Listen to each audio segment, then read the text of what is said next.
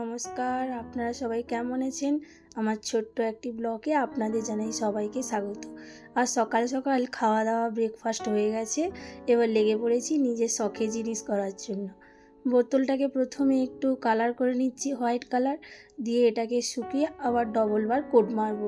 বোতলগুলোকে আমরা ফেলেই দিই, কিন্তু একে যদি বুদ্ধি দিয়ে একটু কাজ করা যায় তাহলে অনেক কিছু সাজানোর জিনিস তৈরি হয়ে যায়, মানে রুম ডেকোরেশনের জিনিস।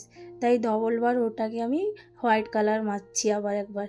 আর এদিকে মাম্মাম আমাকে একটু হেল্প করছে, বলছে মাম্মি তুমি অনেকক্ষণ থেকে করছো, তোমার হাতে ব্যথা করছে, আমি একটু তোমাকে হেল্প করে দিই।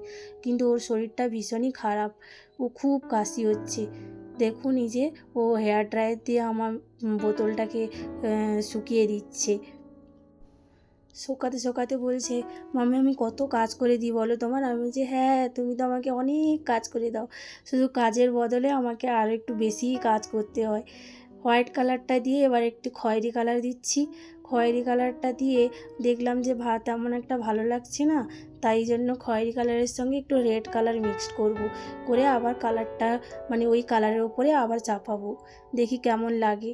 আর ও বলছে আমাকে একটু করতে দাও, তাই জন্য ওকে একটু করতে দিলাম। এই যে দেখুন খয়েরি কালার দিয়ে আর রেড কালার দিয়ে এই কালারটা তৈরি করেছি।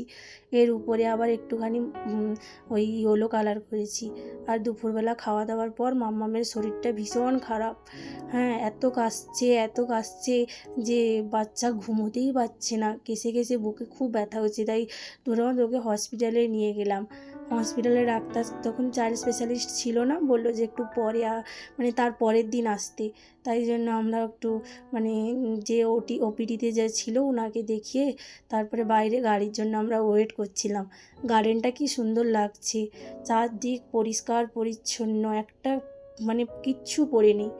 আর এদিকে ওর দুজনে মিলে গাছের ছায়ায় বসে আছে, গাড়ির জন্য অপেক্ষা করছি। আর এই গাছটি কাশ্মীরের খুব মানে একটা ফেমাস গাছ। এই গাছ খুব অক্সিজেন দেয় মানুষকে, কারণ এখানে তো চারধারে পাহাড়ে উঠতে হয় চারপাশে।